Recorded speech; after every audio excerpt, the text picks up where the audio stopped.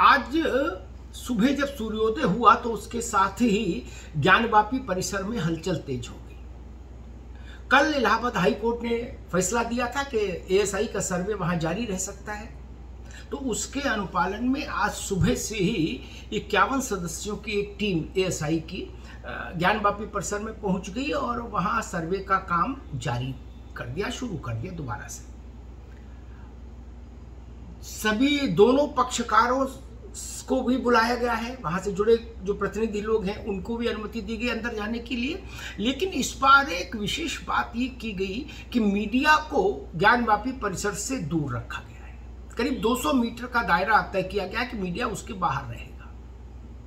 एक चीज। दूसरी एक बड़ी चीज घटना ये कि इंतजामिया कमेटी यानी जो मुस्लिम पक्षकार है इस मसले का, वो कल शाम को ही सुप्रीम कोर्ट चला गया था और सुप्रीम कोर्ट में आज पर इंतजामिया कमेटी की अपील पर सुनवाई होगी दिन में, जिसमें मुस्लिम पक्षकारों ने कहा है कि इलाहाबाद हाई कोर्ट का ये जो फैसला है सर्वे को बहाल रख करने का, ये फैसला पूजा स्थल विधेयक 1992 का उल्लंघन है। अब सुप्रीम कोर्ट को तय करना है कि ये वर्शिप एक्ट का उल्लंघन है नहीं है, सर्वे जारी रहेगा कि नहीं। लेकिन सुप्रीम कोर्ट में सुनवाई होगी, वो मसला एक तरफ, पर ज्ञानवापी में सर्वे फिर से जारी है। और आपको याद होगा कि पिछली बार भी करीब 5.5 घंटे सर्वे चला था। इसी मसले से जुड़े कुछ और भी आयाम हैं। मुस्लिम जमात के एक बड़े धर्मगुरु जो बरेलवी सेक्ट से आते हैं, मौलाना शहाबुद्दीन रजवी ने कल एक बहुत महत्वपूर्ण बात कही रात। उन्होंने कहा है कि अगर योगी आदित्यनाथ काशी के मसले पर एक बड़ी बैठक बुलाए मुस्लिम समाज के लोगों की और उसमें समाधान का कोई प्रस्ताव रखें तो हम लोग उस पर विचार कर सकते हैं। ये बड़ी बात है और ये पहली बार किसी बड़े मुस्लिम धर्मगुरु ने इस बात को सार्वजनिक तौर पर कहा है। इस पर भी निगाह रखनी होगी कि मौलाना शहाबुद्दीन रजवी की बात आगे बढ़ती है या नहीं बढ़ती है। हालांकि दूसरी तरफ फिरंगी महली जैसे लोग हैं या मौलाना अरशद मदनी जैसे लोग हैं जो कह रहे हैं कि नहीं, कोई समाधान नहीं, आउट ऑफ कोर्ट सेटलमेंट नहीं हो सकता, कोई समझौता नहीं हो सकता, हम कोर्ट में लड़ेंगे। लेकिन शहाबुद्दीन रजवी की बात महत्वपूर्ण हो जाती है। यहाँ पर एक और कोण भी उभरा। भारतीय जनता पार्टी के उत्तर प्रदेश के अध्यक्ष हैं भूपेंद्र सिंह, पश्चिमी उत्तर प्रदेश का बड़ा जाट चेहरा है।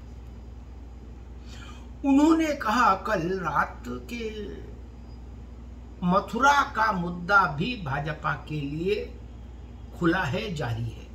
यानी मथुरा के मुद्दे पर भी बीजेपी का कमिटमेंट यथावत है, उसकी प्रतिबद्धता यथावत है।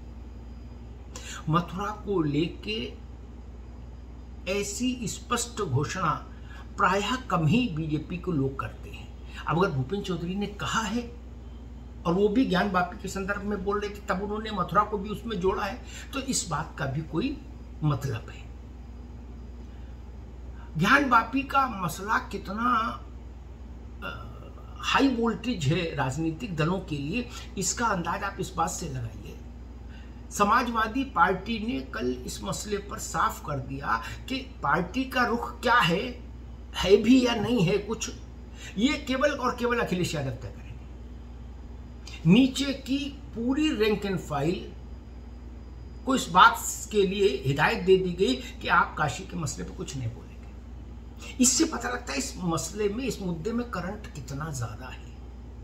तो अब सारा दारोमदार टिका है सुप्रीम कोर्ट पर। सुप्रीम कोर्ट अगर हाई कोर्ट के फैसले पर मोहर लगा देता है तो सर्वे यथावत जारी रहेगा। और इस बार जो सर्वे हो रहा है उसमें एक विशिष्टता ये भी है कि आईआईटी कानपुर भी उसको सहयोग कर रहा है एएसआई को। और पिछली बार 31 लोगों की टीम थी, इस बार वो टीम भी बड़ी की गई है, 51 लोगों की टीम है। तो अगर सर्वे जारी रहा तो यकीनन इस ज्ञानवापी का सच भी दुनिया के सामने आएगा, वो भी वैज्ञानिक मान्यता के साथ, वैज्ञानिक स्वीकृति के साथ, तकनीकी विधा के जरिए विज्ञान की मोहर के साथ सच्चाई सामने आएगी। तो ये वैसी ही स्थिति होगी जिसे अयोध्या में हुई थी। एएसआई से सर्वे हुआ, खुदाई हुई, कुछ साक्ष्य निकले और वही साक्ष्य अंततः सुप्रीम कोर्ट में फैसले का आधार बने। यार अगर ये सर्वे जारी रहा और इसकी रिपोर्ट सबमिट हुई तो यकीन मानिए यही रिपोर्ट इस पूरे मसले में अंतिम न्यायिक लड़ाई तक आधारभूत दस्तावेज होगी। धन्यवाद।